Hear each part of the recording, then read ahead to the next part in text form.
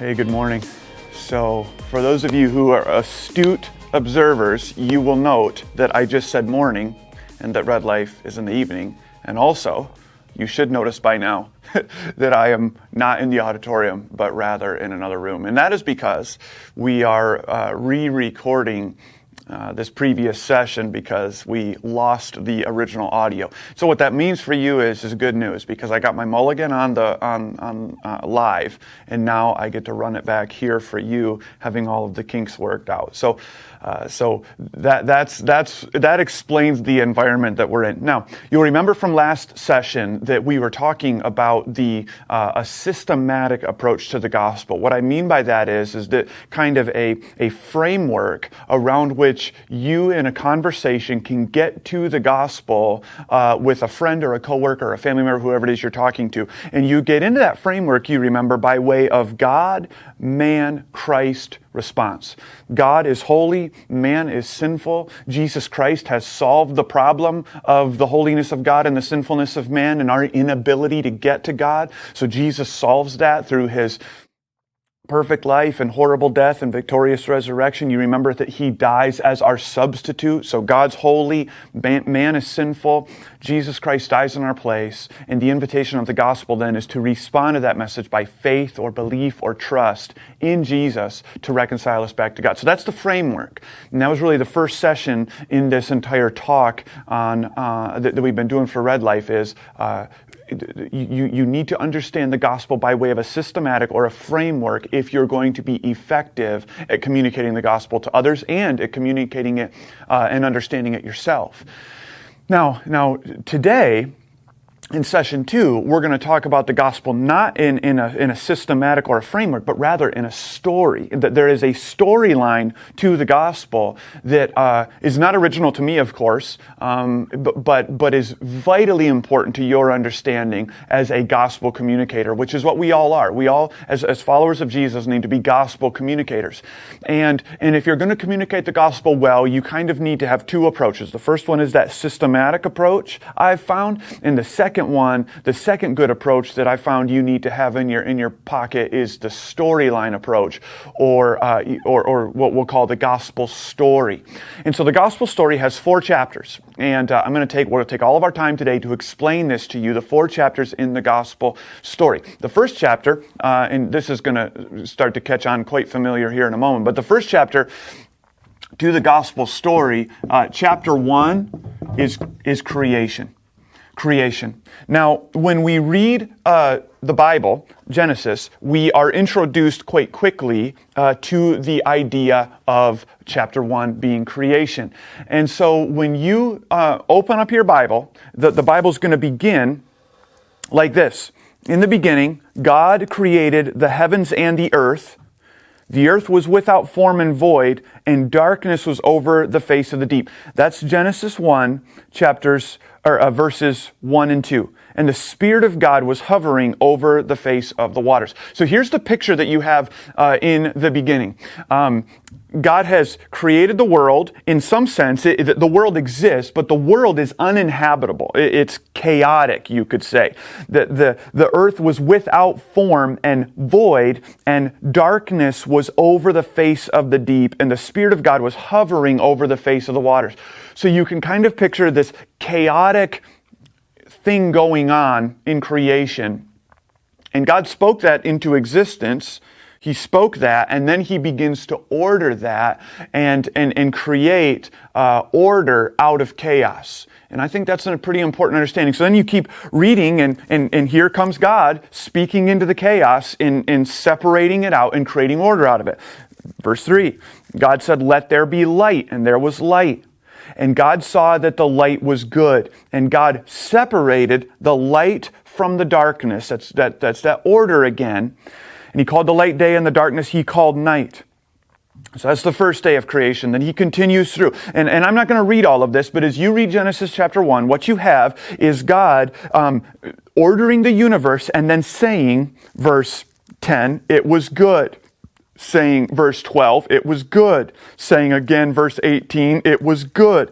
And so as God speaks into creation and does these creative acts of Genesis chapter 1 and really chapter 1 of the gospel story. God is speaking creation into existence, and He is, every time He speaks, He says it is good.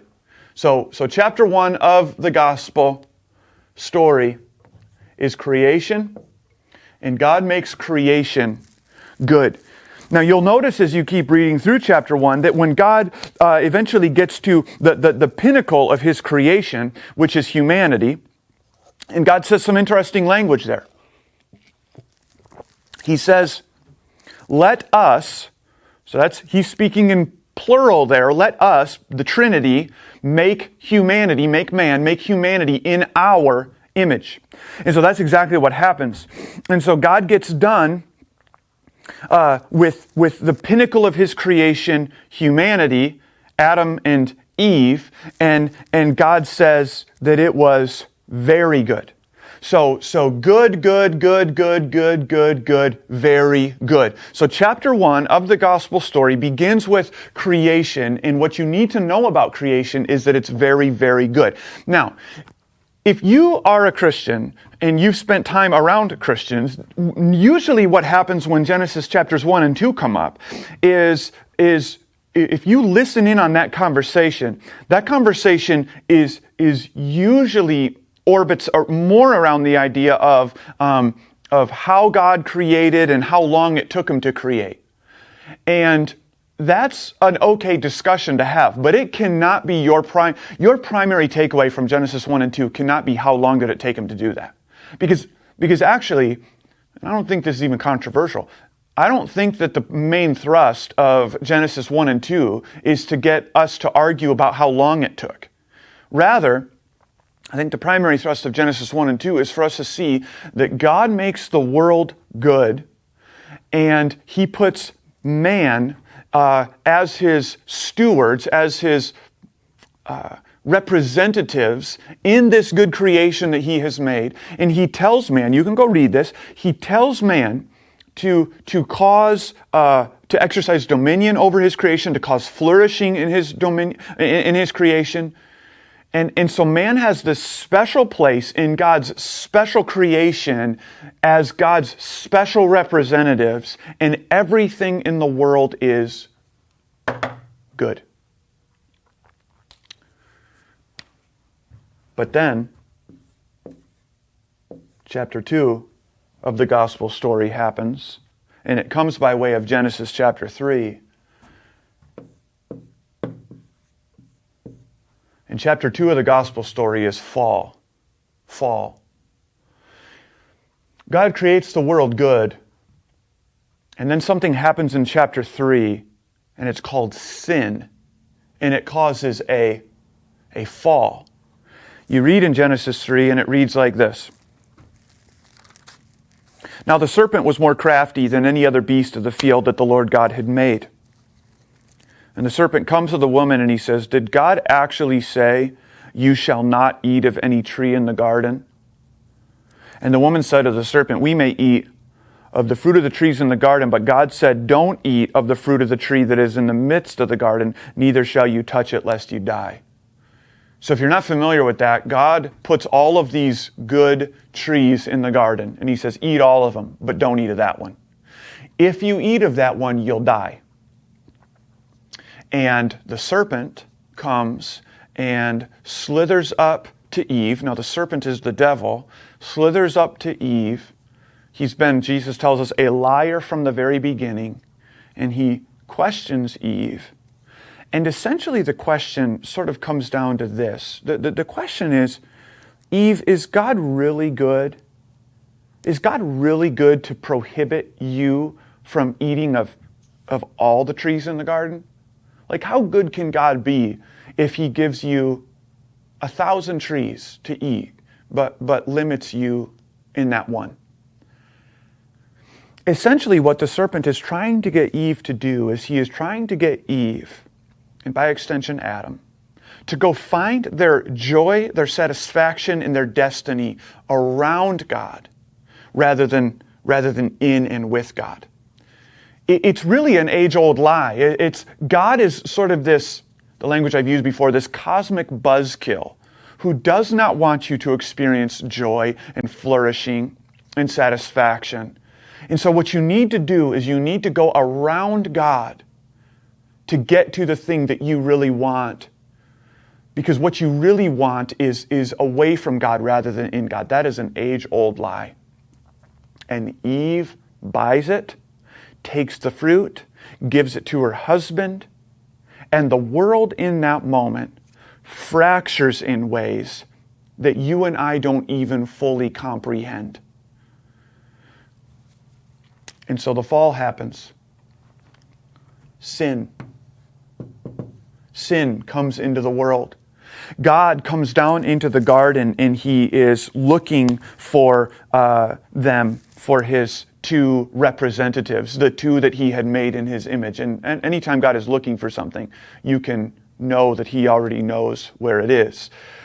And God finds them hiding. God comes down into the garden. He asks for Adam, and He finds them hiding. God says, "Why are you hiding?" They say, "Because we were naked." God says, "Well, who told you were naked?" And then Adam goes into this blame game of blaming the woman and the serpent and actually God by extension. And he blames everyone else for his sin, and such is the condition of man. And so God gets to the bottom of it. They've taken the fruit. They've tried to make a covering for themselves out of fig leaves, which is essentially religion. Religion says, I'll cover up, I'll fix what's wrong with me. I can do this. I'll cover this up. I've messed up, but now I'm going to fix this.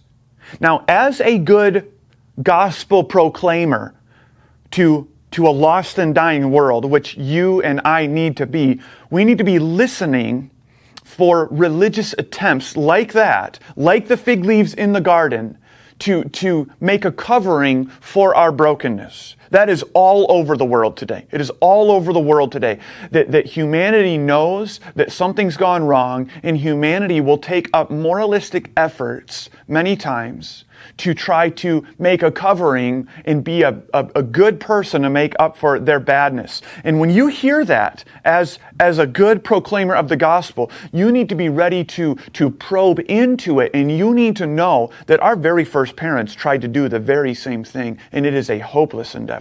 It is a hopeless endeavor. Humanity cannot get ourselves out of what we have gotten ourselves into. And fig leaves will not cover our shame and our guilt, and neither will any other human attempts to rid ourselves of what's gone wrong.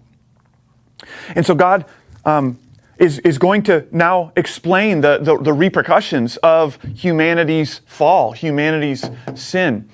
And He's going to do that by way of a word, essentially, to the serpent and to Eve and to Adam. And He's going to explain to all of them, look, because this happened, here's what's going to happen. Okay? So we're going to get to that in just a moment. But chapter 1 is creation, and God made the world and it's good. Chapter 2 of the gospel story is the fall. Sin comes into the world. And whether you like this or not, and whether the person you're talking to likes this or not, it does not matter. Adam has been called by theologians our federal head. What that means is that Adam is our federal representative.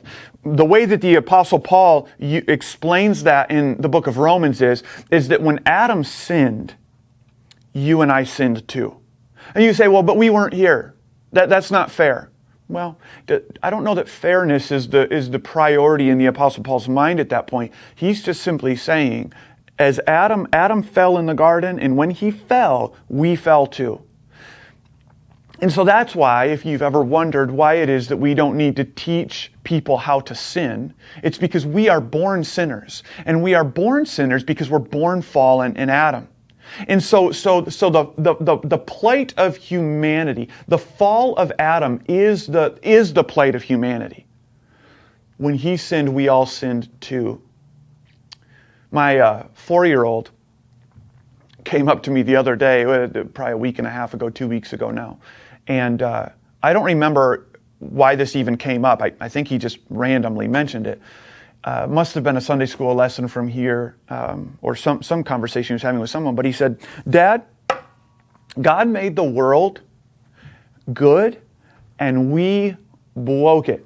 Now, he's working on his R's. So what he meant there is we broke it.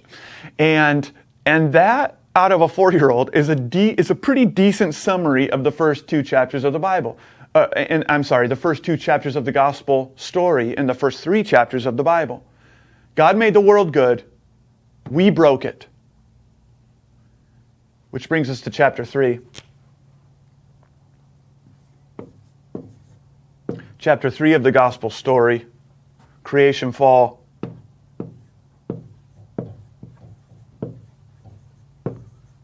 Redemption.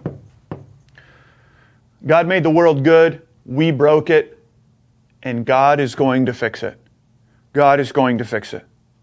Now, oftentimes, when we think of redemption, when we think of God is going to fix this, we normally think that what we need to do is so we're in Genesis 3, and if we want to get to the good news of redemption and God fixing the world, then what we need to do is we need to jump all the way to the book of Matthew. That is incorrect. That is incorrect. There's really good redemptive news in the book of Matthew, but there's actually really, really good redemptive news in Genesis chapter 3. Let me read it to you. So God is going to have a word with the serpent. He's going to have a word with the woman Eve, and he's going to have a word with Adam. And he begins with the serpent. And among other things, after he pronounces a curse on the snake, he says in verse 15 of Genesis chapter 3, I will put enmity. There's going to be conflict. I will put enmity between you and the woman, speaking to the serpent, between you and the woman, and between your offspring and her offspring. He shall bruise your head, and you shall bruise his heel. So essentially, Satan, since you've done this, serpent, since you've done this, you're cursed. And there's going to be conflict between you and the woman, and between her seed and yours. He shall bruise your head, and you shall bruise his heel. Now, that has been called by theologians the proto-evangelion, meaning the first proclamation of the gospel. The first proclamation of the gospel. It's a little bit cryptic language there, and I get that. But here's what God just said. God said that through the line of the woman, through the seed of the woman, is going to come one who is going to step on the head of the snake and crush his head. And as he steps down on the head of the snake, his heel will be bruised. But he will recover from his bruised heel, and the serpent will not recover from his crushed skull. First proclamation of the gospel. And so, as you begin reading now the Old Testament, because we're still in Genesis, you pick up almost immediately, if you're looking for it. Now if you're looking for it, you pick up almost immediately on this conflict. Eve gives birth, and the pains of birth now, because of this broken world, the pains of birth are excruciating. And she gives birth to a son, and his name is Cain. She gives birth to another son, and his name is Abel. And there is immediate conflict between the seed of the woman and the seed of the serpent, because Cain kills Abel, and the devil thinks he won. But there is a third son named Seth. And you keep reading, and you keep reading, and essentially, if you want to read the Old Testament through a lens like this, it's helpful to keep this in the back of your mind. There's a promise made that there's going to be conflict between the seed of the woman and the seed of the serpent, and it seems as though time and time and time again, the serpent continually wins. Why? Because all of the seed of the woman die. Now, you have to remember, in a conversation like this with death and the brokenness in the world, all of that brokenness is a result of this. Death was not a part of the original plan in the garden. And so it seems as though the serpent is winning all of these conflicts due to sin, due to the fall. But nonetheless, this promise in Genesis 3:15, this promise of a serpent crusher. This promise of a serpent crusher is coming. This snake crusher is on his way. And you have to wait. I will grant it. You wait a long time. If you read from Genesis, you are waiting a long time to get to the snake crusher. Waiting a long time. But then eventually you find him, don't you? And due to our familiarity with the book of Mark, Mark's the earliest gospel. Certainly Matthew introduces us to this serpent crusher, but in the Gospel of Mark, which I just taught through here not terribly long ago, you know, here he comes. And the reason I appreciate Mark's accounting of this is because Mark moves so fast, so you can track the conflict between the seed of the woman, which is Jesus, this snake crusher, and the devil. And immediately in Mark chapter 1, you have Jesus out in the wilderness, and he's being tempted. Who is he being tempted by? He's being tempted by the serpent. And what's the serpent saying to him? Well, he's lying to him. And what's he lying to him about? He's essentially saying, Jesus, if you want to fulfill your destiny, you need to do it this way. You need to go around God to fulfill your destiny. And Jesus, if you want true joy and true satisfaction, it's not found in God, it's found someplace else. And if that sounds familiar to you, it's because it's supposed to. Because that is exactly where Adam was in the garden and Eve was in the garden, and they were believing the lie. So Adam and Eve are in the garden, being tempted by the serpent, and now Jesus, who the Apostle Paul calls the second Adam, is not in the garden, but rather in the wilderness. And the serpent is lying to him too, except for where the first Adam failed in believing the lies and going around God to get joy, meaning, purpose, identity, satisfaction, and all of that. The second Adam will not buy the lie. And so the second Adam resists the devil. And the devil runs off, and Jesus wins the day.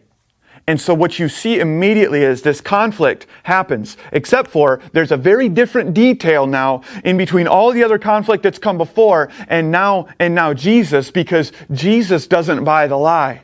And then Jesus, if you remember, he walks into the synagogue and he starts to teach with this phenomenal authority.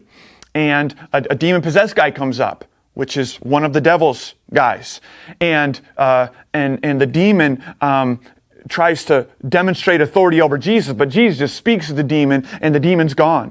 And so once again, Jesus demonstrating authority over the chaos that sin has brought into the world. He's going to show authority or dominion, if you want to use the language of Genesis 1, over the devil. And then he's going to show dominion over demons. Then he's going to, right after that event, he's going to go over to Peter's mother-in-law's house, and he's going to heal her of a sickness and show dominion over that. Then the whole town essentially is going to show up because they're all sick and ill and have all these ailments. And Jesus is going to stand out there and one after another heal all of them.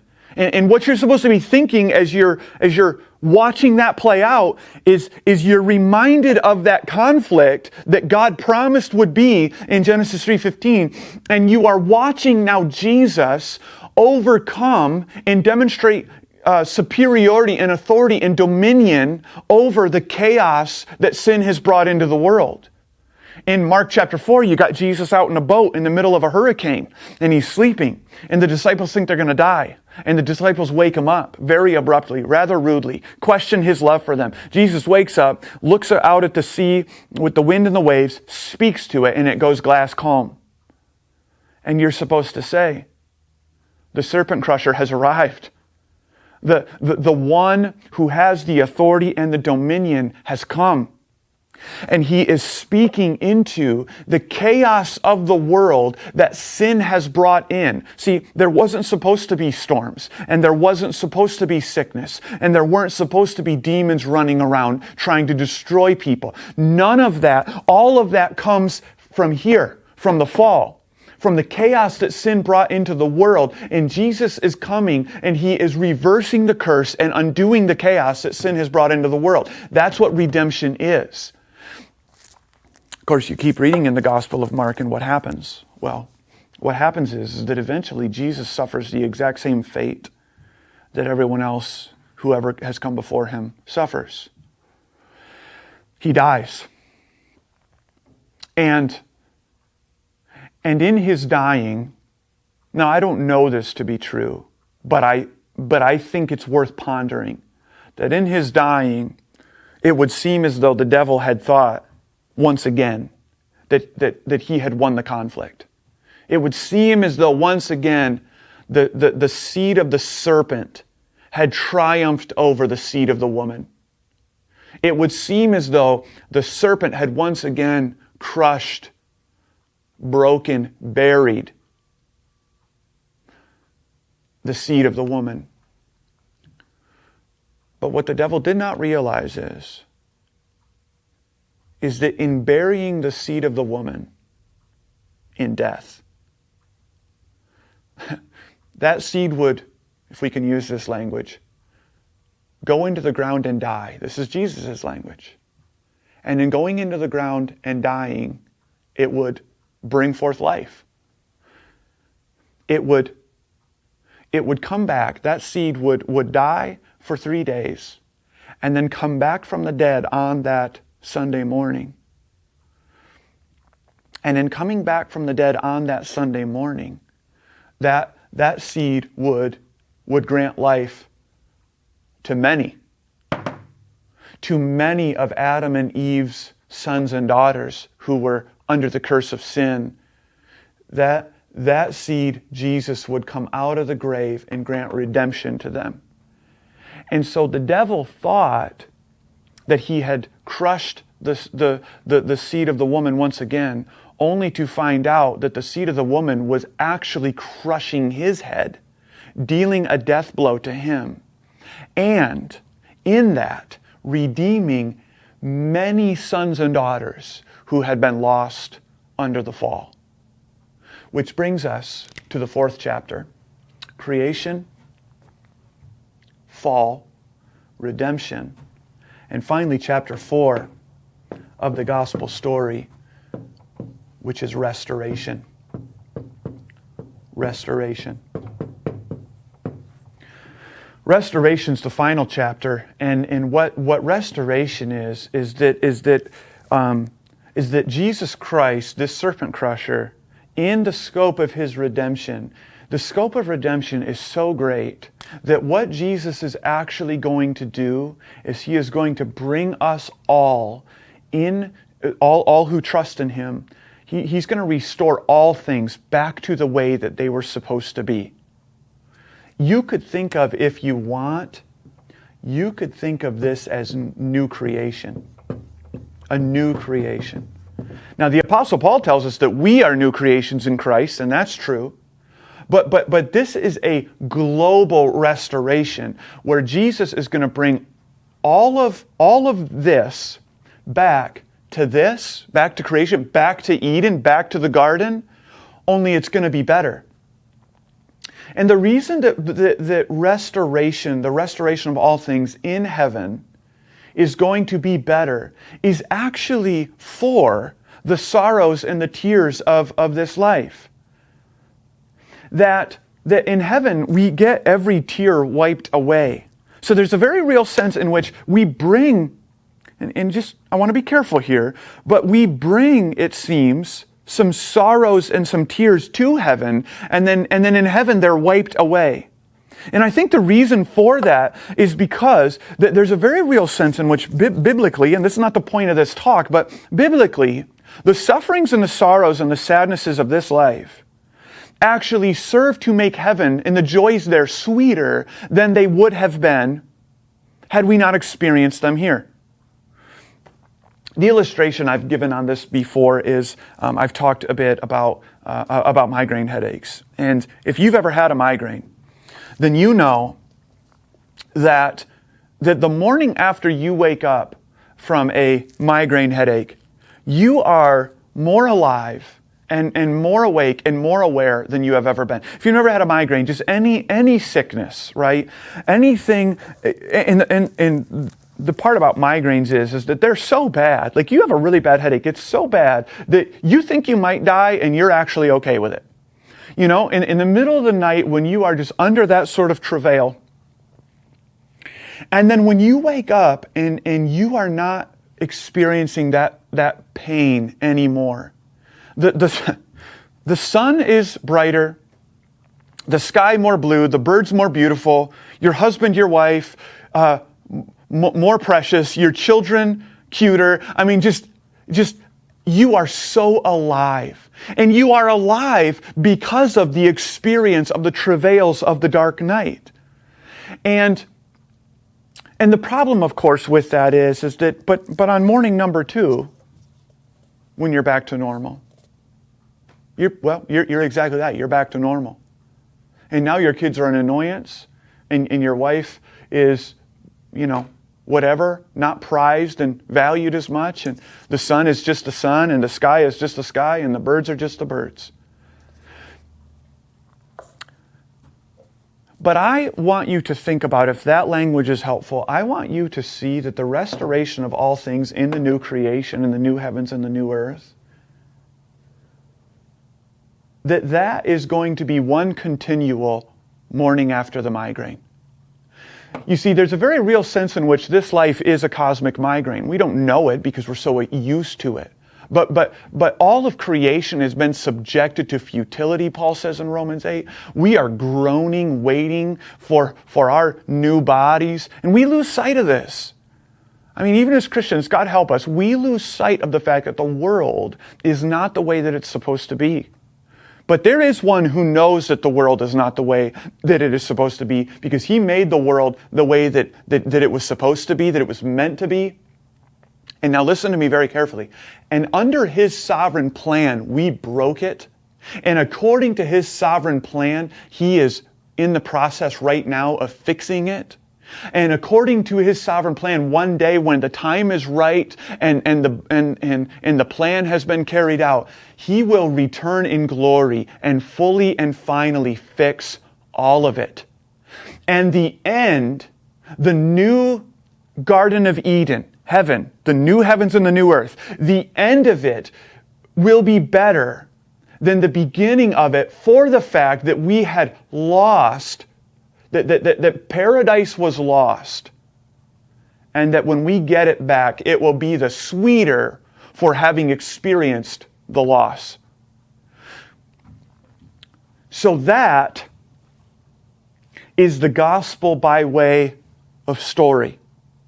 You'll notice that's the story of the Bible. That's also the story of the world. That God made the world good, we broke it. This is an explanation of all that has gone wrong in the world. You are running into people all the time who are inundated with the brokenness in the world, and we have an explanation for why it is the way that it is. All racism, all tsunamis, all abortions, all of those things, car accidents, cancer, all of it is under this heading of we broke it. And it's not every funeral, right here in chapter 2, we broke it. And all of the hurt and the sorrow and the pain in this life that you will ever experience is coming from right here. But not only do we know the origins of all the brokenness in the world, but we also know the one who's going to make it all right again. Jesus, this serpent crusher. Jesus, the death destroyer.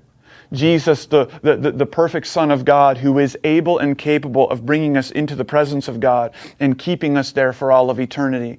And we Christians are headed toward a great restoration of all things, a great, beautiful new creation, a great new heavens and new earth. And this is where we are going. And every longing that you have ever had, will be met right here in this restoration. Every ache that you've ever experienced is ultimately an ache for creation to be the way that God had made it. And God hears, knows, and understands, and in Christ has experienced those achings and those longings, and he will fulfill them fully and finally in himself in the new heavens and the new earth. Okay, so that's the gospel by way of story. And just as you need to know God, man, Christ response by way of a systematic, so you need to know creation, fall, redemption, restoration by way of a story. Now, let me say a couple things about this and we're going to be done.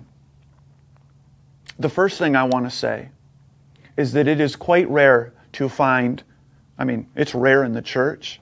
It's exceptionally rare outside of the church, to the tune of I've never experienced it. And certainly just because I've never experienced it doesn't matter. But you are not going to find people who understand that this is the story of the Bible and the story of the world.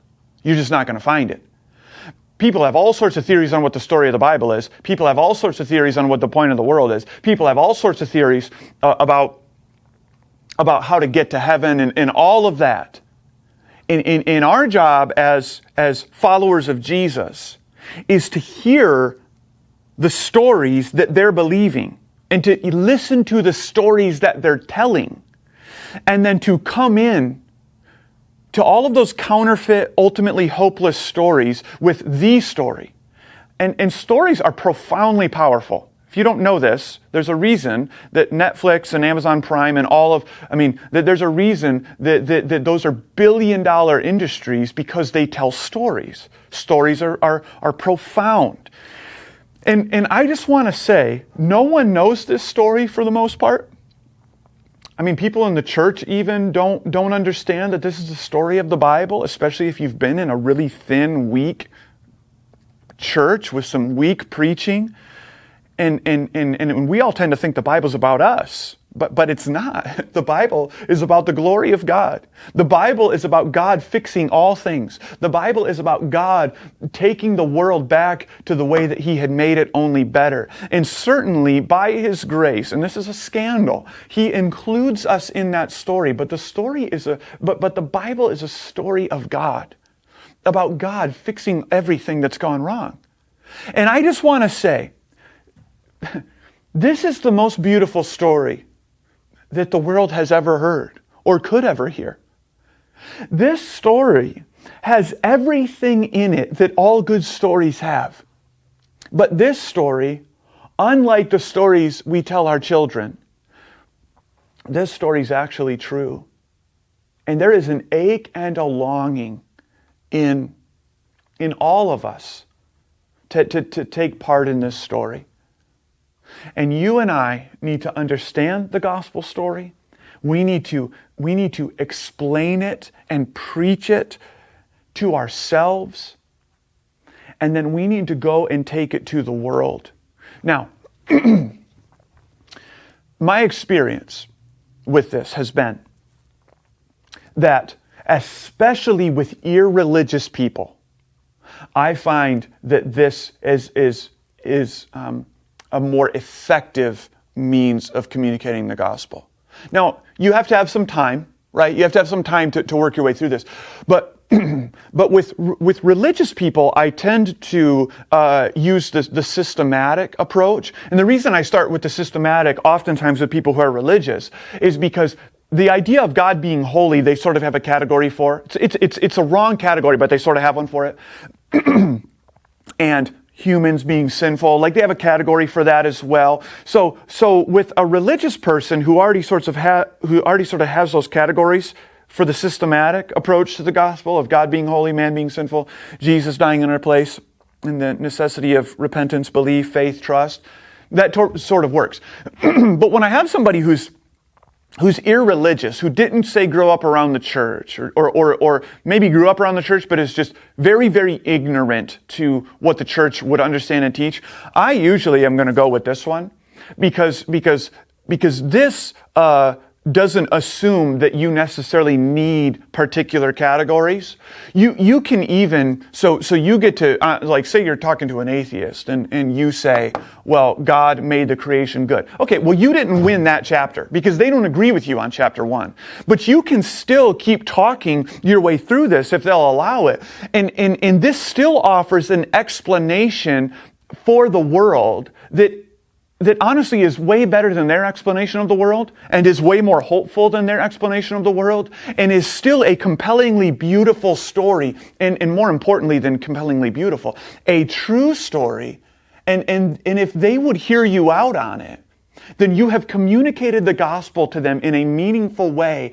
And even if they don't believe it in the moment, 10, 20, 30 years from now, it may just be that God grants them the reminder of this beautiful story and causes them to believe it.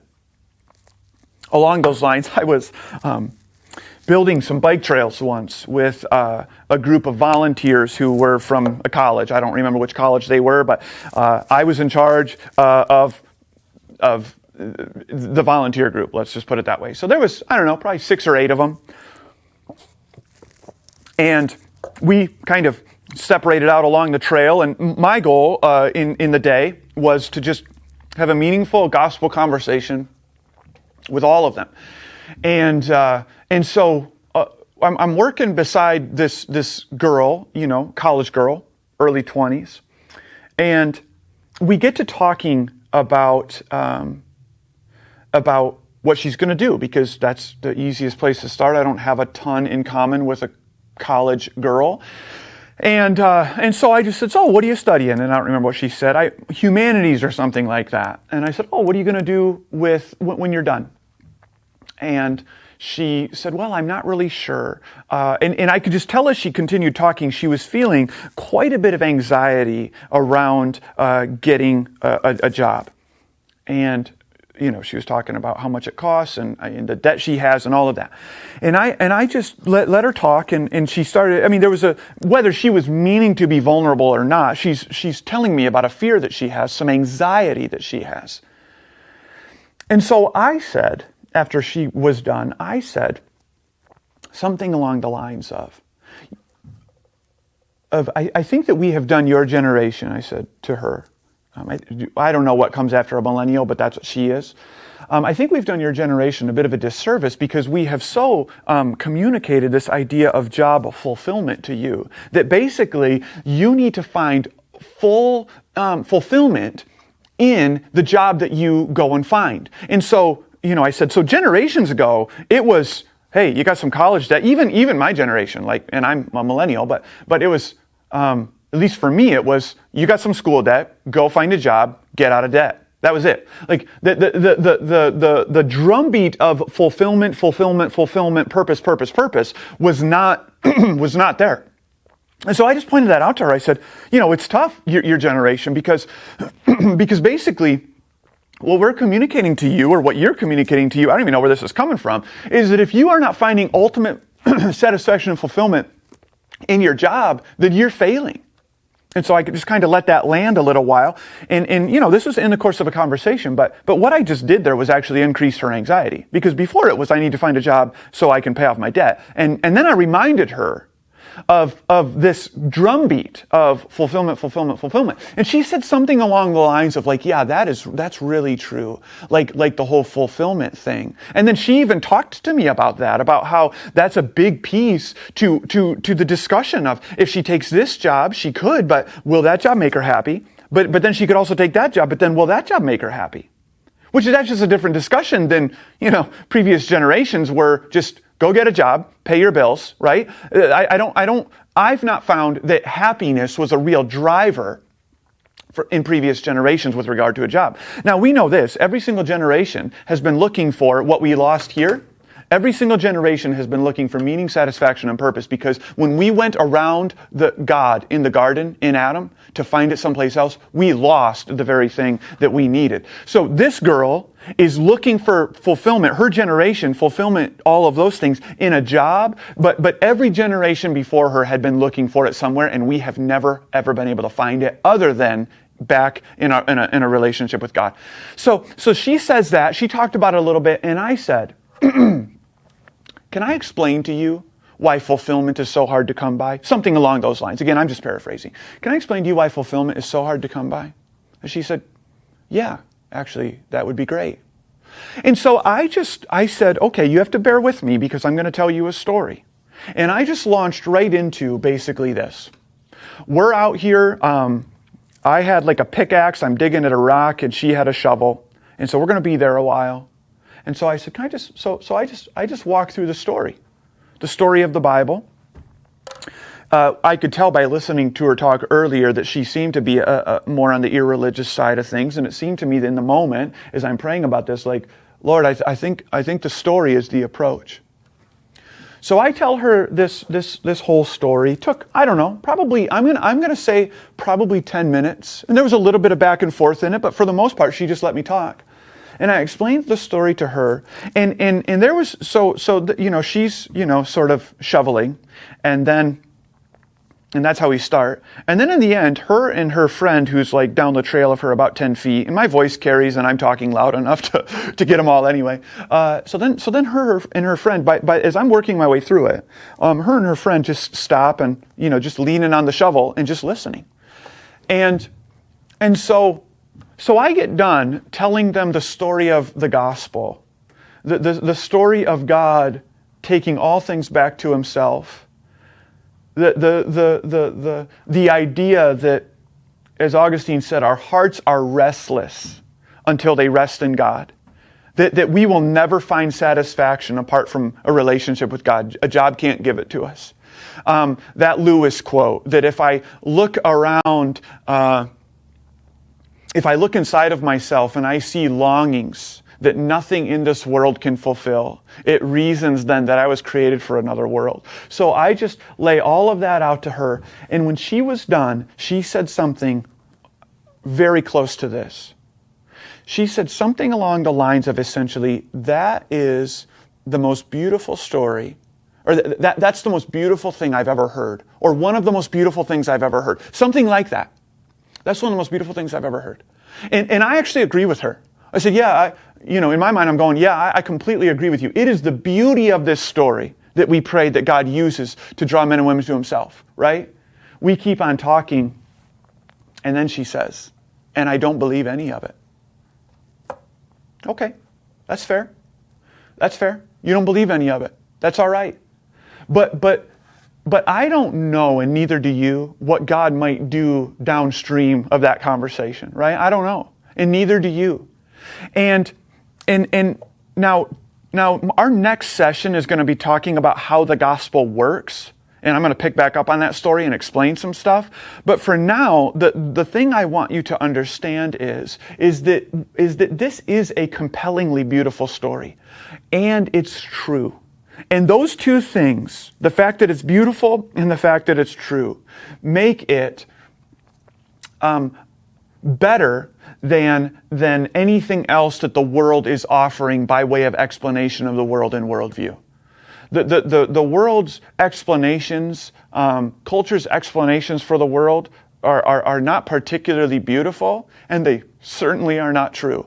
And we, as believers, have the great privilege and opportunity of telling beautiful truth like this, the gospel story.